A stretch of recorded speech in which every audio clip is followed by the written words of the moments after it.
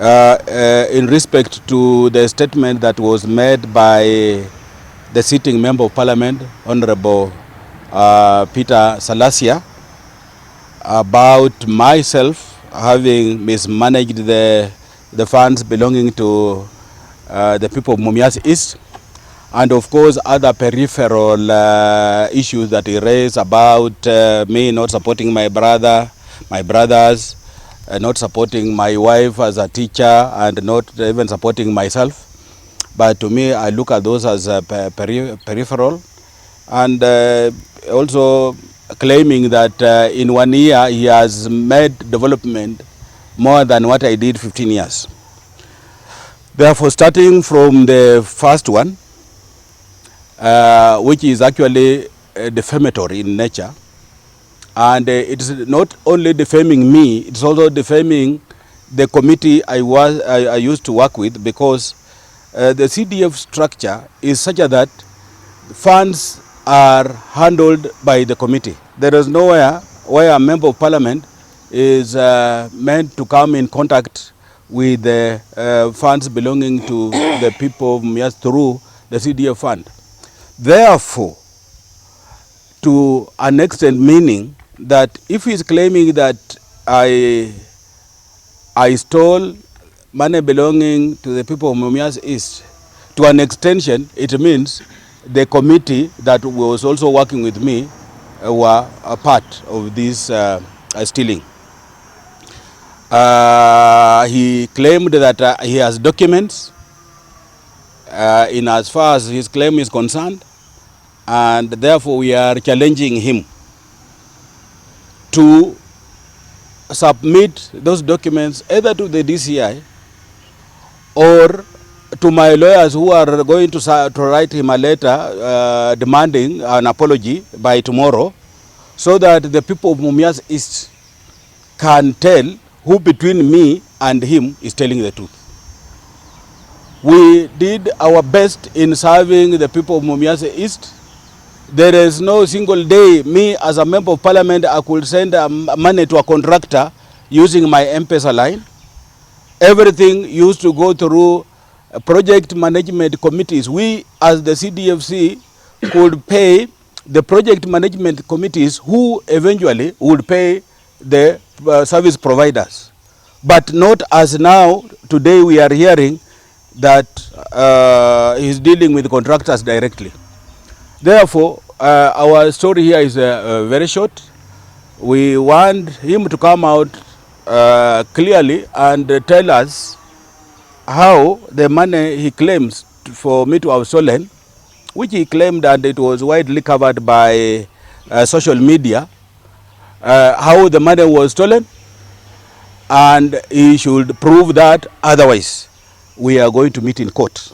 And I'm saying this because I've served the people of Mumias East diligently, with a lot of honesty, and I want it, as I stay in my retirement, I want that to be very clear. If I would be a person who hangs on making money, maybe today I would have vied as a member of parliament. But because I did what I could do within my period, I said that was enough for me. And I think the people of Mumias and Kenyans at large are appreciating. One, as a leader, you don't get to leadership to serve your brothers. Like, for example, in my family, the brother I follow is a former banker. The other brother I have only two biological brothers. The other one is a businessman. And you can even tell from their body size that they are feeling better than the brothers of PK and even PK himself. So you cannot compare changa drinkers and people who are doing sober business. And therefore, I didn't get elected to go to parliament to serve my brothers. I didn't get to parliament to go and serve myself or even promote my wife. And by the way, teaching is a noble profession. You don't get to teaching if you do not have an agenda. My wife has love for children. And therefore, PK wanted me to promote my wife to go where we don't have children. She has love for children. And in any case, even for him, if all the teachers would have been promoted, how would he have gone through the primary level? We need teachers in all levels. By saying that I should have promoted my wife is demeaning the teaching profession, which us as stakeholders we are not happy with. I want to request our brother PK. He has just done 1 year. We respect him because he was elected by the people who have been electing us over the years. We want him to serve the people of Mumias East and provide results. I have things to show. And quickly I will tell you for free that I lobbied for this constituency to come. Mumias will be split between Mumias and Mumias East. Today we have a sub-county, we have district headquarters which we build ourselves, and we have the education office and many other things. When I became a member of parliament, there was no police station. Here today, as we sit here, we have a completely fully fledged, fully developed police station, which he has refused to buy furniture. We have on our record 11 secondary schools we have built, and if he challenges me, I'll read them. I'll give him the names of those secondary schools.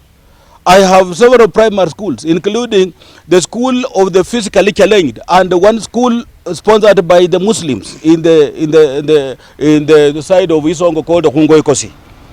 We have balanced our development. We had, when I came in, we had only 5 locations. Today, we have 9 locations and 18 sub-locations, which I played the role in having this split. We have a tarmac road running from Ibokolo to Nava, even though it's not complete, but a section of it is complete, and I'm sure the people who are using those sections are enjoying. They are not subjected to the kind of problems associated with the weather roads. Therefore, we have the 2 colleges, KMTC, we have the Wanga Technical, which are on migrated. The other day he was saying that that this committee stole the CDF bus. The CDF bus was donated to KMTC so that we can have the nursing students accessing medical institutions, the hospitals, like the level 4 hospital in Mumias and the general hospital in Kakamega. That was the arrangement we had with KMTC. We have bought 6 buses, which the other day he was running around. I don't know whether those are the ones he is talking about development. He had nothing to do with that development. All we are told is that he is putting up toilets in schools. The projects that were ongoing, including the laboratory in Kabakaya, the laboratory in Musango, the laboratory in Ebuadero, he was supposed to have put more money so that those laboratories are complete, so that they can, our students today can use those as learning facilities. He has stopped a program that we had that was at the center of our hearts, the Luche CDF sponsored students. About 150 top brains from Mumias East, coming from poor background. He stopped them, he has sent them back to the streets. And yet we had already put budget for that. That is the only item that makes me regret why I left this thing. I wish I would have just gone through the elections and be failed. I would be at peace with myself. But this gentleman, who we respect because of the people who elected him, let students who are top brains leave a school that we had thought that we could build together so that those students can benefit and go to universities to do serious degrees. It's quite unfortunate. Today, some of the students are already pregnant. Some of them have stopped going to school. Some of them are all over because the parents are not well-to-do, and they were coming from across the constituency. It's quite unfortunate. It was not my choice, but because the people of Mumias East chose to go that route, I have to accept what their choice is. But we want to request the Honorable Member Peter Salasya to work for the people of Mumias East. Because if we work for them, even us, we will enjoy in our retirement. It is also important for a member of parliament to work with the national government and also with the county government. The other thing that we saw the other day, our brother lighting tires in terms of trying to stop the governor of Kakamega, His Excellency Fernandez Barasa, in accessing his people. I mean, it was uncalled for. I never worked with politically. I never worked with Wycliffe Bezo Paranya when he was governor of Kakamega. But there is no single day I could light tires that I wanted to stop him. Oparanya has built as a market here. He has put up a bridge in connecting Matungu and Busambe. No, the other side is called Khawunga and Madam Khalaba. He has given us money at Lubino Secondary School, 20 million to develop the Lubino Secondary School. He has helped us develop Hisenya girls. So if you start lighting tires for a governor not to come, what are you saying in short? What are you saying? How do you want your people to develop? Because the development of a constituency is not only about CDF. There are many other parameters. We have the development that are coming from national government. I can also remind you that before I became a member of parliament in the year 2007, there was no single wire, electric wire in Mumias East. Today, this electricity you see all over is because of the national government. So if you are not working with the national government and the county government, how do you expect your people to develop? I hear him talking about Mumias, but is the approach correct? Because Mumias, as a nuclear estate, only used to supply 5% of the demands of Mumias factory as a milling industry. 95% comes from the outgrowers. And that's why farmers at one point, they used to know the directors, the Wazungus who used to operate Mumias by name. So who are the managing directors of Mumias today? If they are not able to come and talk to farmers about supporting the factory, developing developing cane, farming cane and supporting the factory. Even the nucleus itself, they are talking of 5% or 10% of the, how will that run the factory? How will that run the factory not unless it is something in the head of our brother that is misleading him? He needs to work together with the stakeholders, and for us, we are open. I am available, and many other leaders are available for the sake of the people of this zone, this region. If we start together, he will bring on board his contribution. Some of us will bring on board our contribution and the experience we have had, where we went wrong and what have you, and then we shall have Mumias company running. But this issue of him thinking that he is the solution of Mumias, he's cheating himself and he's cheating those people who are listening to him. What has killed Mumias Sugar Company and many other sugar sector is the aspect of sugar development. And the aspect of sugar development goes towards poaching. Because when factory A supports a farmer to develop cane and factory B comes to harvest that cane without the authority of factory A, that's what is called poaching. Now, what do we need to do? What we need to do is to have a centralized farmer support base. If it could, we could reintroduce the Kenya Sugar Board, or if the government will choose to use AFC, so that any farmer farming cane would have his special identity with the funder. It may not matter where he delivers the cane, but as immediately he delivers the cane, his ID is produced, and the money that he has been used to fund that development of that cane is taken back to the funding institution. That will solve the whole entire problem, and we shall have a lot of farmers farming cane. Otherwise, these stories we are talking about, we will still go round and round and round and round, and we will not find a solution. We have the solutions because of the experience we have had. Let the member of parliament for Mumias, who is a major stakeholder actually in Mumias, let him get organized. Hii maneno ya kiburi awachane naye. We have been in leadership.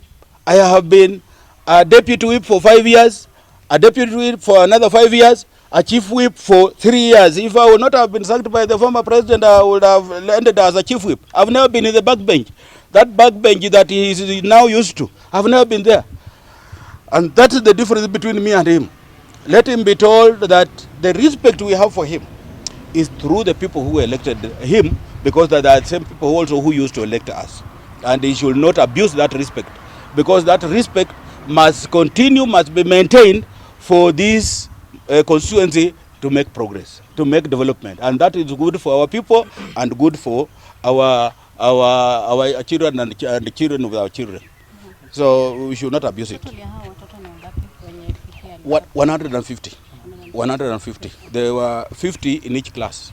And there are students who excelled. Students who excelled. And they were not based on any political support. Maybe if I told you, Malala, who used to be his chairman, political chairman, has his children, 2 children there. And because we knew PK would not even support him, we took his children and took them to a program in Elucha.